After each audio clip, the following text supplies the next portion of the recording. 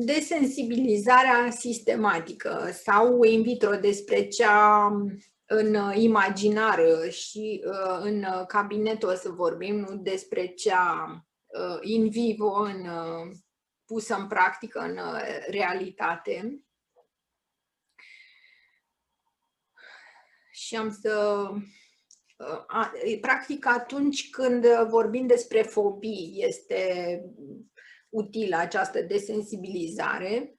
Fobiile, la fel, fac parte din categoria tulburărilor de anxietate și sunt, de asemenea, foarte des întâlnite. O să iau drept exemplu o situație în care să spunem că subiectului este frică de a călători cu metroul, da? Să meargă cu trenul subteran. Și ia să vedem ce pași presupune desensibilizarea sistematică și gradată.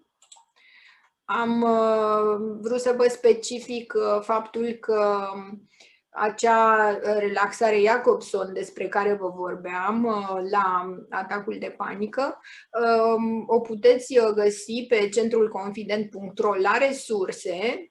Este înregistrată audio de mine, are și fond muzical și puteți să eu le recomand clienților mei să își o descarce și să-și o aplice acasă. Cu căștile stau sau fără căști acasă și o antrenează. Revenim acum la desensibilizarea sistematică.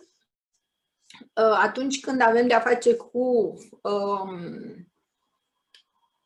fobii, de obicei acestea se cam asociază, adică atunci când am fobie de înălțime, am și ceva fobie socială, sau când am claustrofobie, știu eu, la fel pot să am și fobia socială, sau mi-e frică și de gândaci, și de șerpi, și de știu eu mai ce. Mi-e frică să călătoresc cu avionul, mi-e frică să călătoresc cu metroul, de spații înguste sau tuneluri sau așa mai departe. Da, deci, și atunci se evaluează care sunt situațiile fobogene și creăm o ierarhie a acestor situații. Și o să începem lucrul cu situația cea mai puțin anxiogenă, deci nu ne ducem la cea mai drastică, ci începem cu una mai de la periferie, care are o intensitate mai acceptabilă, mai scăzută. Există metoda aceea mai brutală, mai heirupistă, imersiunea, de exemplu, nuată sau te neci, adică expunerea bruscă la stimulul fobogen, dar noi o vom aborda pe cea de-a doua, desensibilizarea gradată, aceasta in vitro, așa cum spuneam, în imaginar, după care este recomandat ca ea să fie pusă în aplicare și in vivo, adică persoana să se ducă să se expună și în condiții reale, după ce s-a antrenat și s-a desensibilizat în imaginar. Primul pas este inducerea stării de relaxare prin imagerie dirijată. După aceea se expune în imaginar la stimul fobogen și apoi se alternează expunerea în situația de relaxare cu expunerea la situația fobogenă în imaginar. Practic, ca apoi să aibă ca și treabă de făcut, temă pentru acasă, să pună în practică ceea ce noi antrenăm în cabinet, în spațiul securizant. Practic, procesul presupune o decondiționare, o rescriere a unui scenariu care a fost experimentat de foarte multe ori în felul acela neplăcut. De exemplu, dacă latră cățelul, o iei la sănătoasea și fugi mâncând pământul. Aceasta este reacția la stimulul fobogen, lătratul unui câine, asociind cățelul cu posibilă mușcătură sau, știu eu, rană sau turbare sau ce ar putea fi în neregulă cu acel cățel sau cu ceea ce ce-ți poate face cățelul.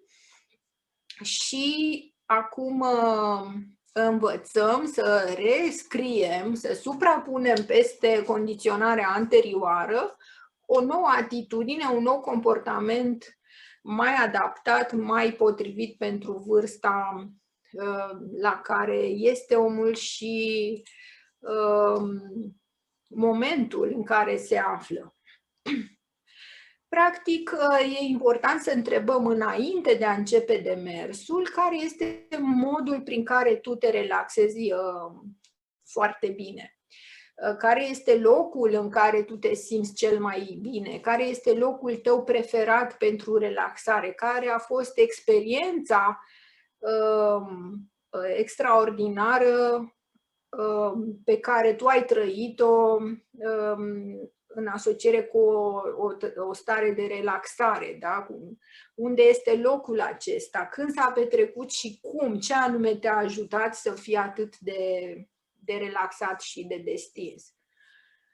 Acesta poate să fie leagănul din curtea bunicilor, legat de creanga de nuc, din grădina bunicilor, da? Sau la umbra, nu știu cărui stejar, cu o carte în mână, sau întins pe iarbă, nu știu unde, sau la malul mării, pe șezlong sau pe nisip, nu știu, în Maldive sau știu eu, în Egipt undeva la mare.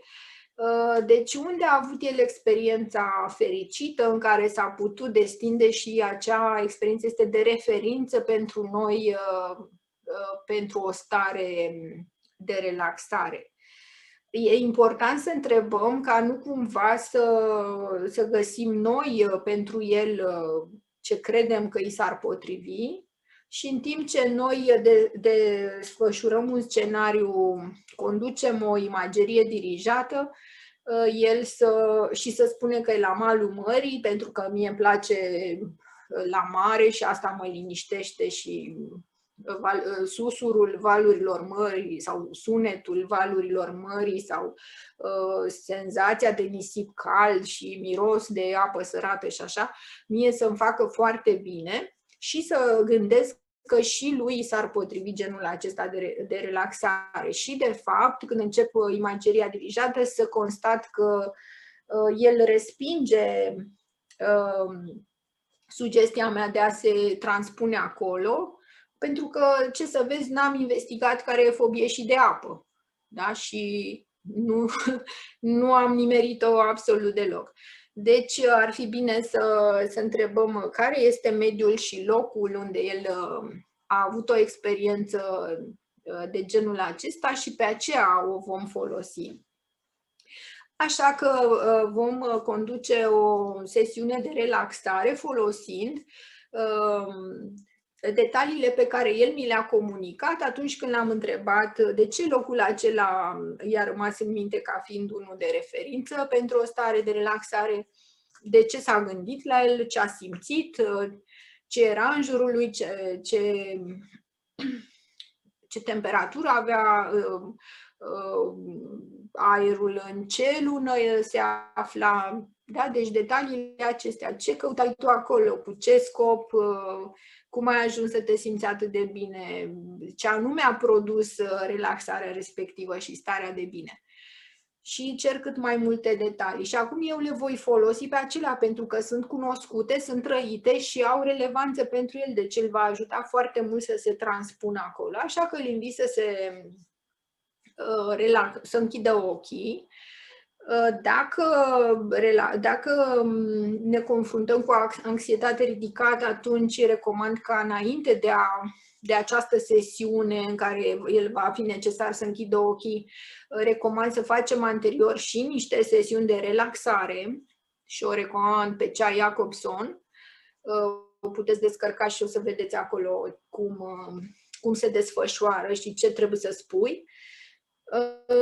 Sau orice altă tehnică de relaxare în care crezi tu și care știi că dă rezultate, indiferent de credințele omului sau ce preferințe are, dar știi tu că în aceea crezi și o propui cu încredere. Da, deci faci întâi o tehnică de relaxare să te asiguri că această persoană e confortabilă să țină ochii închiși.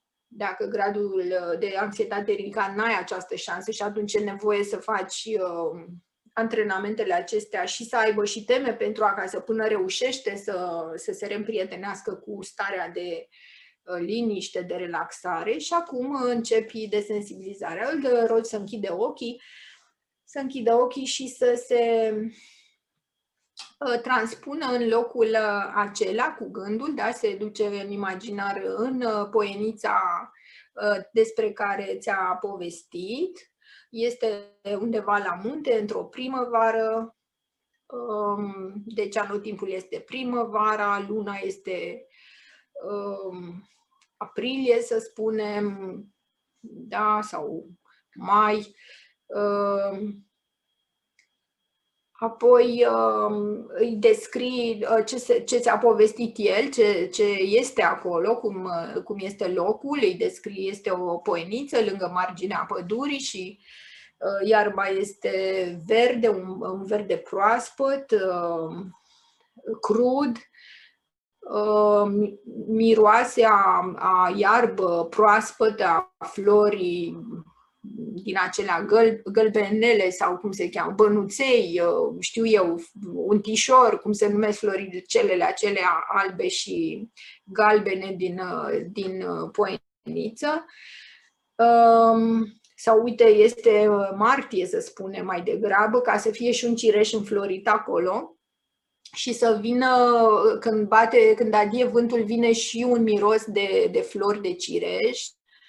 Da? Și se simte în atmosferă, se mai simte și miros de pământ de pădure, proaspăt, umed, da? Are un anumit miros care face bine când te plimbi și miros de mușchi, de pământ de pădure. Da? Și ce se aude? Se aud păsărele, se aude o privighetoare, știu eu ce alte, un sticlete, ce alte păsărele mai sunt în zonă sau ce spune el că a auzit, sau cântă cucu undeva departe. Da, deci miros, ce se vede, stai întins pe iarbă și poți observa cerul senin, niște norișori din loc în loc, pufoși, ușori, care te duc către visare, către reverie. Da, temperatura este așa, soarele bate nu știu cum, se simte adierea, deci toate simțurile sunt stimulate și mângâiate de ceea ce tu descrii, ca el să se transpună foarte, foarte bine acolo. Am uitat să spun că înainte de a începe aceste demers, să stabilim și un stil de comunicare, un semnal ideomotoriu, să-i spunem așa. El ne va avertiza prin ridicarea degetului arătător de la mâna lui dominantă, nivelul de anxietate. Deci dacă în timpul desensibilizării se ridică nivelul de anxietate, stabilim că eu voi fi cu ochii asupra mâinii lui, care îmi va indica, și dacă simte puțin, ridică degetul puțin. Dacă simte mai multă anxietate, ridică degetul cât poate de sus.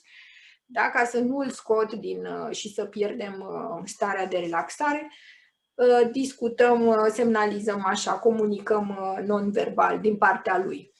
Iar eu vorbesc, el doar stă cu ochii închiși și se abandonează stării de relaxare. Bun. Când am obținut relaxarea cea mai profundă, și asta putem vedea după semnalele non-verbale de pe corpul lui, se relaxează mușchii feței, capul poate să cadă puțin într-o parte, respirația lui devine una foarte lentă și relaxată, se mișcă încet toracele. Brațele pot deveni inerte sau își descleștează pumnul sau își schimbă poziția și se așează mai confortabil și mai relaxat. Deci poți observa toate lucrurile acestea.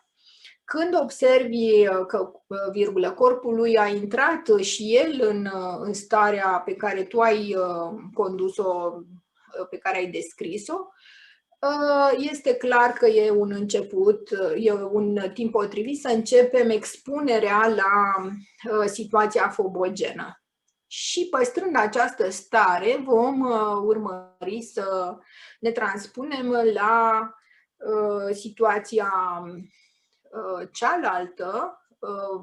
O să mergem la gura de metrou de la stația Unirii, să spunem, acolo unde el are treabă și unde i-ar trebui să coboare în mod obișnuit.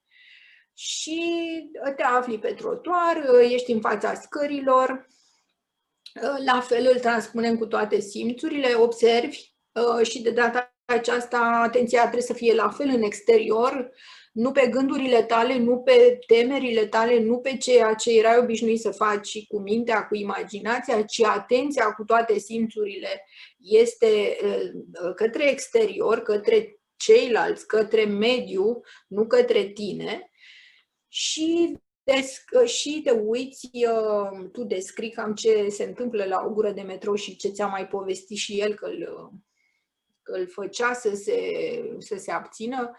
Bineînțeles, am investigat și temerile lui, care erau gândurile care îl opreau să coboare, care era cel mai îngrozitor scenariu în care s-ar fi putut întâmpla pentru a îl demonta cu metode cognitiv-comportamentale, de exemplu, confruntându-l cu gândurile iraționale și folosind logica, argumentația. Și deci începem să descriem. Ești înainte de primele trepte, începi să cobori, știi că de ce face drumul acesta, știi că trebuie să creștem și motivația pentru schimbare. Acest drum cu metroul îmi va scuti 20 de minute în fiecare zi la dus și 20 la întoarcere, ceea ce îmi rămân 40 de minute pentru familie, pentru mine, da? Sau sunt mai eficient, sau știu eu.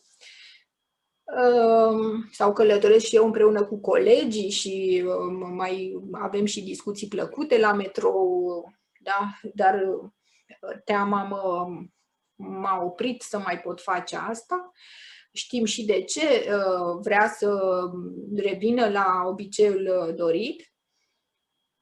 Cobori fiecare treaptă și te uiți la ceilalți care merg și ei către gura de metrou sau cei care ies. Sunt bărbați, sunt femei, sunt mai tineri, sunt mai de vârstă medie, de mai în vârstă. Da, simți mirosul specific gurii de metrou.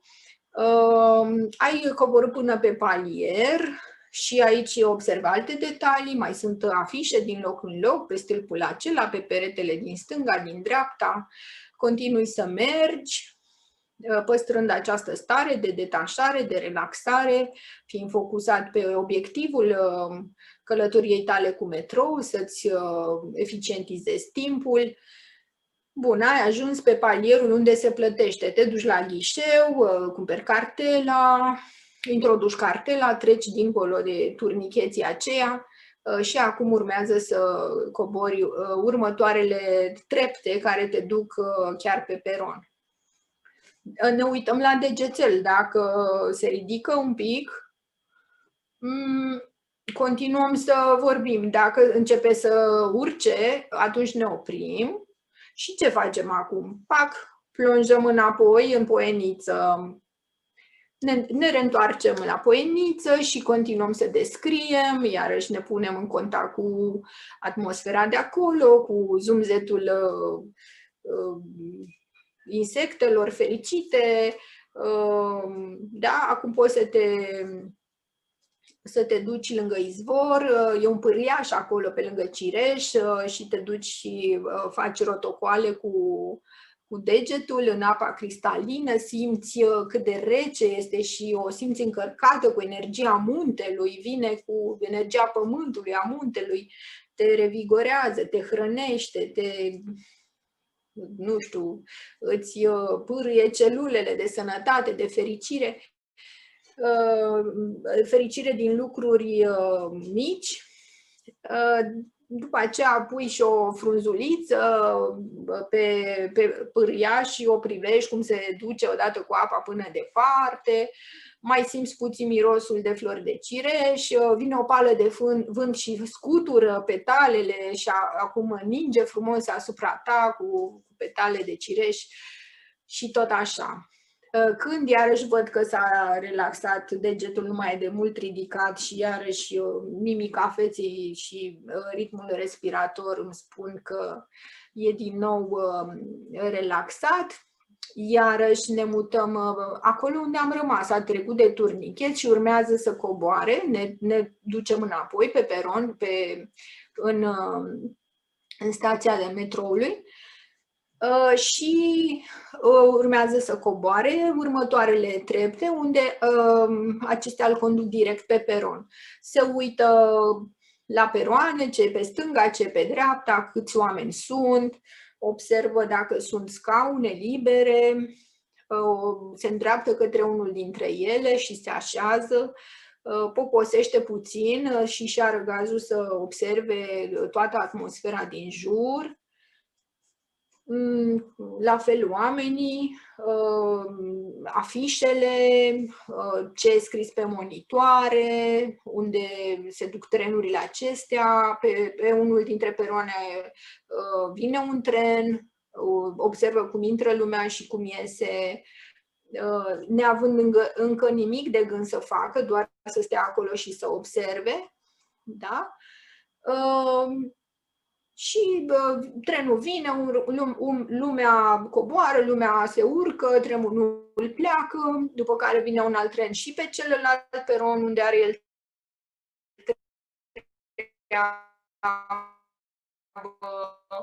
stă așa câteva minute.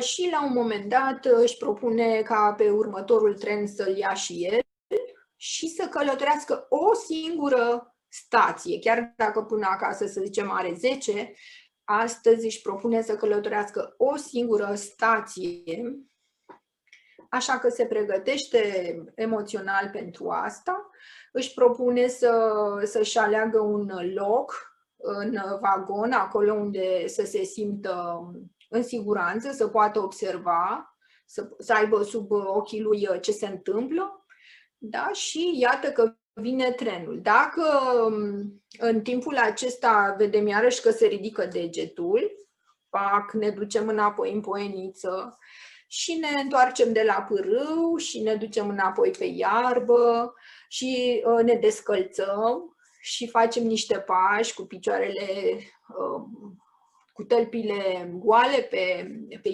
iarba bogată, pe mătăsoasă, verde, crudă. Tălpile noastre lasă niște urme pe care le observăm, apoi ne întindem și mirosim iarba, facem și o tumbă, ca atunci când eram copii, dacă te ții mușchii, faci o roata, da, și te așezi din nou și privești cerul și privești norișorii și închizi ochii și în această imagerie și simți mirosul de pădure și de iarbă proaspătă și de ciupercuțe și de așa, și asculți zgomotul vântului prin frunzele copacilor din pădure și asculți trilul păsărelelor și ce mai simți tu și cu pielea, iarba este rece, are și puțină rouă pe ea, te uzi, dar simți că această rouă este ca o licoare magică, care odată ce te atinge, îți regenerează pielea, celulele și așa mai departe, e vindecătoare. Iarăși când s-a relaxat, iarăși continuăm de unde am rămas. E în fața peronului, adică în fața trenului, urmează să intre în trenul care tocmai a oprit și face pasul, urcă în tren. Acolo se poziționează pe un scaun de unde poate privi mai bine să vadă ce se întâmplă sau poate preferă să rămână în picioare și să vadă lucrurile dintr-un colț. Și-a propus o singură stație să meargă, așa că va observa câți oameni sunt, câte femei și câți bărbați. Poate face mici joculețe imaginative, ce profesii ar avea persoanele acestea adulte, dacă sunt adulți, în funcție de cum sunt îmbrăcate, ce țin în mână, ce preocupări au în timpul călătoriei. Dacă sunt copii, te uiți ce fac și îți aduce aminte de copilăria ta și ce ai fi făcut tu dacă erai un copil care călătorea ca acesta în metrou la vârsta aceea. Da, cu ce sunt încălțate, de unde s-or îmbrăca, după hainele pe care le au pe ei. Da, deci mici joculețe. Te uiți ce e afișat pe pereții trenului, ce scrie pe acolo, pe hartă, pe ce vrei tu, deci atenția mereu în exterior. Conductorul anunță că urmează stația cu peronul pe partea care anunță și te apropii de ușa pe care urmează să ieși, apoi propunându-ți să ieși la suprafață. Dacă nu se mai întâmplă să se ridice anxietatea și să ridice degetul, evident, nu-l mai transpunem în poieniță, rămânem aici și practic îl conducem până când iese afară de la gura de metrou, de la această nouă stație unde a ajuns. Da? Și practic întotdeauna ne oprim după un succes, adică ori ne oprim intermediar, dar nu, să zicem, nu e capabil astăzi să continue să se și urce în tren, dar un succes este că a reușit să coboare, că a poposit pe peron preț de câteva minute, că a luat din nou contact cu atmosfera specifică subteranului și asta l-a relaxat, adică l-a ajutat să nu mai aibă reacția aceea de fugă, de panică, de îngheț sau de știu eu, cum se manifesta anterior, și s-a familiarizat din nou cu atmosfera. Deci nu trebuie să o facem pe toată cap-coadă. Cu cât fobia este mai veche și mai intensă, cu atât e nevoie de mai multe etape până când să reușim să trecem prin toate aceste faze și să spunem că a fost un succes experiența sau scenariul indus. Bun, deci dacă se sperie, nu oprim procesul și zicem gata pentru astăzi. Întotdeauna ne ducem înapoi în relaxare și după ce s-a impregnat iarăși cu starea de relaxare și a revenit la o stare de calm și de destindere, iarăși îl expunem la faza la care anterior se speriase și acum ne oprim. Da? Deci nu ne oprim când se sperie.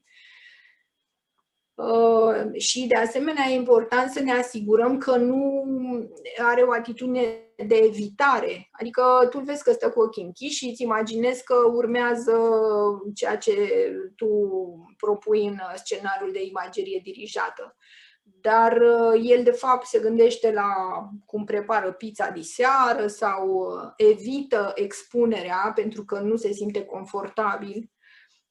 De obicei asta vezi că când e conștient și trează în mintea lui, și se gândește la pizza așa, are o altă expresie a feței, ritmul respiratoriu altfel și când este relaxat și destins pentru că s-a transpus în poieniță și apoi îl vezi că se agită emoțional, fizic, non-verbal, când îl pui înapoi pe peron, atunci e clar că e cu tine, dar dacă are o atitudine cam trează, doar că îl vezi că stă cu ochii închiși, dar el e destul de activ mental, dar mental cu ale lui, nu cu ce faceți voi acolo, atunci este clar că a intrat, s-a activat acel mecanism de apărare și nu e confortabil nici măcar la expunerea in vitro să se lase purtat și atunci mai facem un pas înapoi, mai facem o relaxare până când se simte,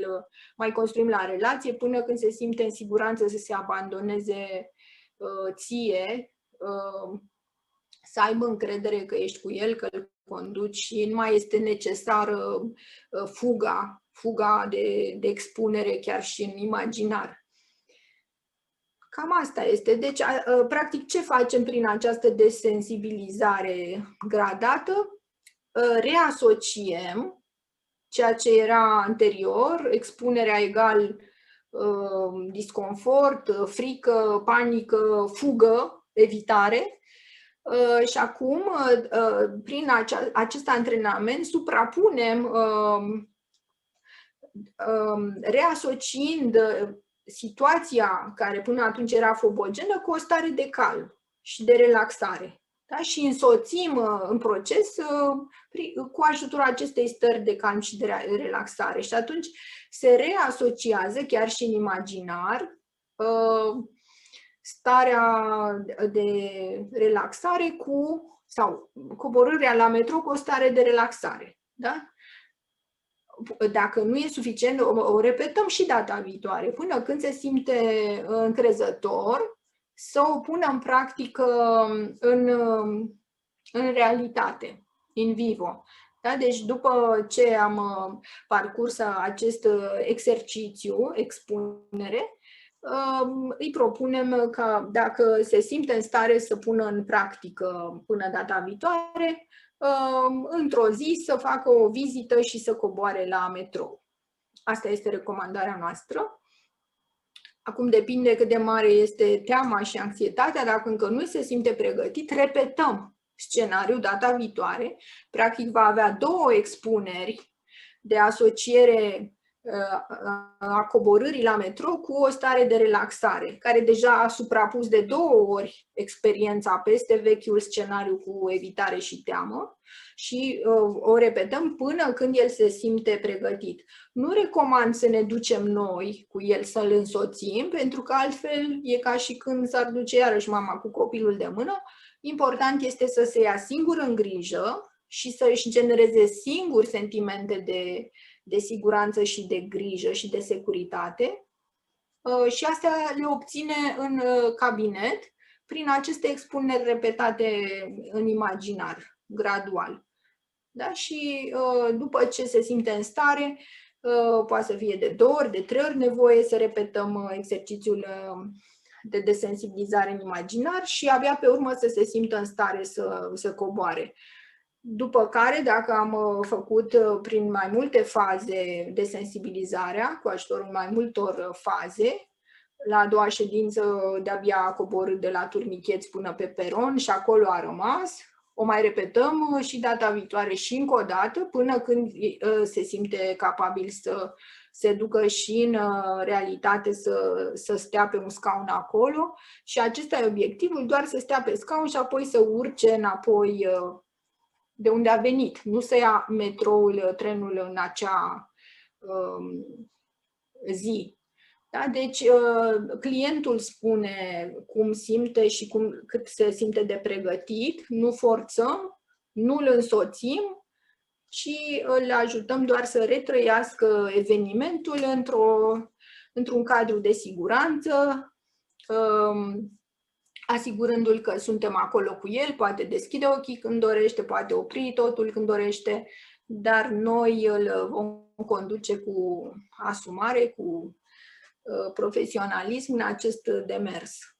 și încet, încet va prinde curaj și se va mândri cu faptul că a reușit și evident că îi va mai lua ceva timp până când să se simtă chiar confortabil să călătorească în exemplul nostru.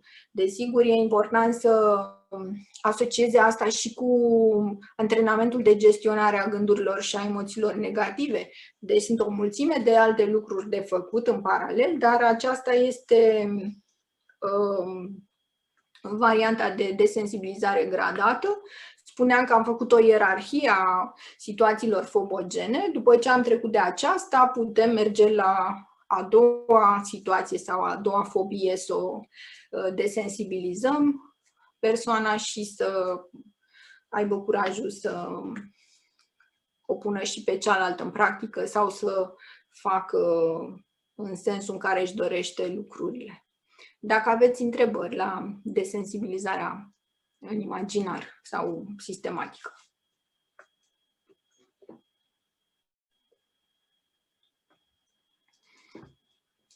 Nu aveți?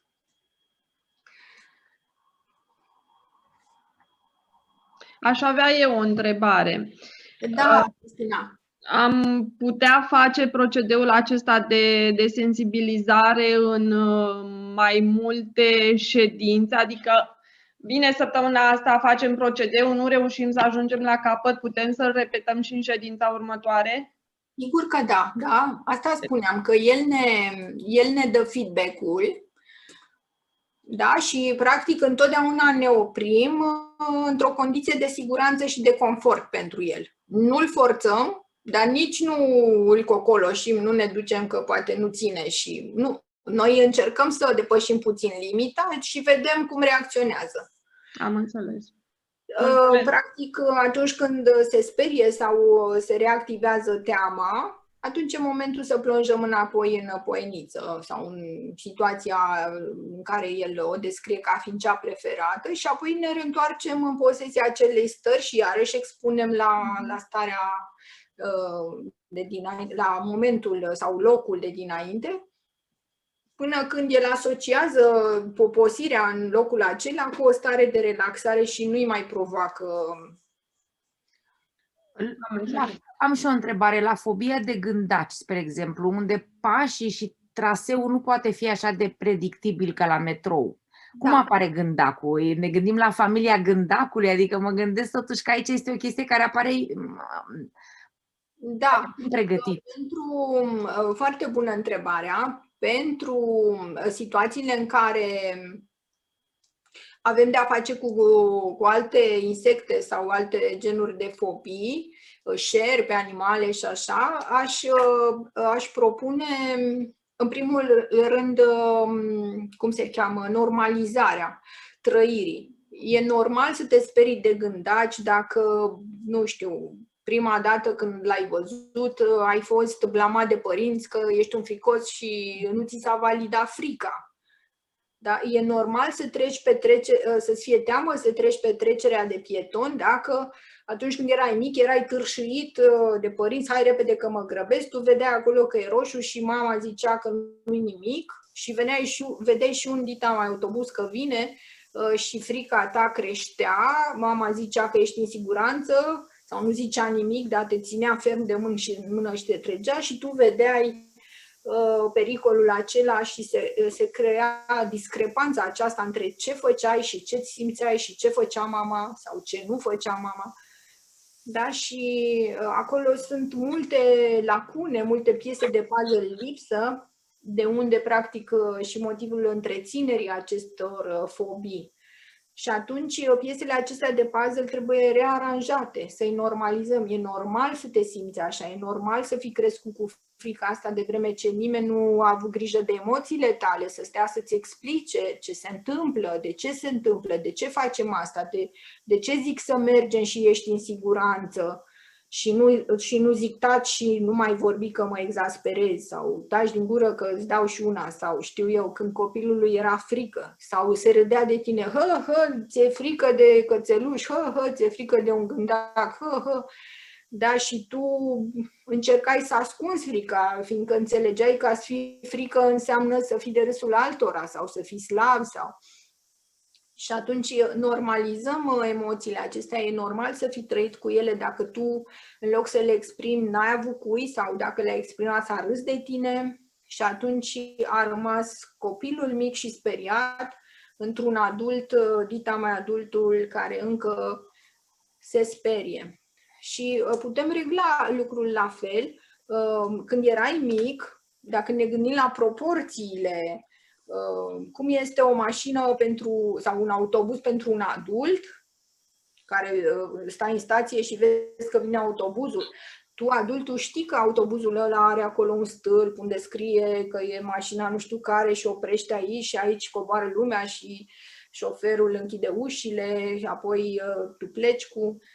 Și alta e pentru un copil care nu știe reguli de circulație, nu știe că autobuzul acela se va opri.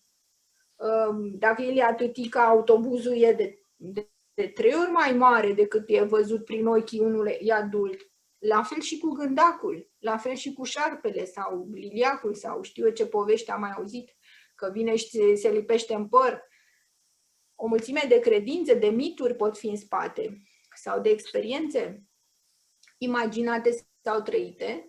Și atunci e normal să fii rămas cu scârba sau cu frica față de gândac. Când erai mic și era atât, pentru tine era de 3 ori mai mare, deci atât. Da? Deci pentru un copil, un gândac e atât față de un adult. Deci una e să ți se spună, treci că m-ai exasperat și cum să-ți fie frică de așa ceva, e papucu și jap și îl ceri pe copil că i-a fost frică și alta e să explici. Știu că e mare, știu că pare urât, dar uite, el are o căsuță acolo la subsol și încearcă și el, ca și noi suntem o familie și el are o familie acolo, încearcă să găsească niște firmituri, să ducă la copiii lui, că noi cumpărăm de la magazin, dar ei își iau de prin casele oamenilor și vor să... Așa, pe urmă, putem să-i propunem expunerea cu poze, de exemplu, să se uite și să citească despre gândacul respectiv. Aducerea de informații logice, ce fac gândacii, pentru ce sunt gândacii, ce rol au ei pe lumea asta, cum cresc, ce caută ei prin bucătările oamenilor. Poze cu gândaci, da? Să se uite la poze, să se uite la filme. Oricât de silă, de scârbă, de frică i-ar fi, un ecran este altceva. Poate să facă asta în cabinet cu noi, putem să-i recomandăm să vină cu o poză data viitoare și să vorbim despre șarpe gândaci sau știu eu ce insect care îi produce frica respectivă. Da? Să vină cu păianjenul într-un borcan sau nu trebuie să-l prindă el, să-l prindă altcineva, dar să fie în siguranță și să îl examinăm, să vorbim despre el. Putem să facem un interviu cu el, da, să-și imagineze că ia un interviu acestui păianjen și ce ar răspunde el. Da? Putem să-l desenăm. Putem să folosim art-terapia, să desenăm stimulul fobogen, putem să desenăm emoția pe care ne-o produce stimulul fobogen, apoi conștient fiind că cu ajutorul imaginației ai desenat asta, cum anume poți să modifici culoarea emoției sau desenul pe care l-ai desenat, astfel încât să nu mai aibă atâta efect asupra ta, pentru că cu imaginația îți creezi balaurii, tot cu imaginația poți să creezi și soluția, să diminuezi intensitatea emoțiilor, să o transformi din roșie în verde sau albastru. Dacă l-ai făcut ca un monstru, poți să-i minimizezi mărimea, da? Să-l faci mai mic sau lucrurile cu care te sperie să le bagatelizezi sau să râzi de ele, să le duci în hilar. De exemplu, cornițele alea pui niște pampoane pe ele sau picioarele acelea multe sunt ca mâinile mamei când face multe treburi deodată sau...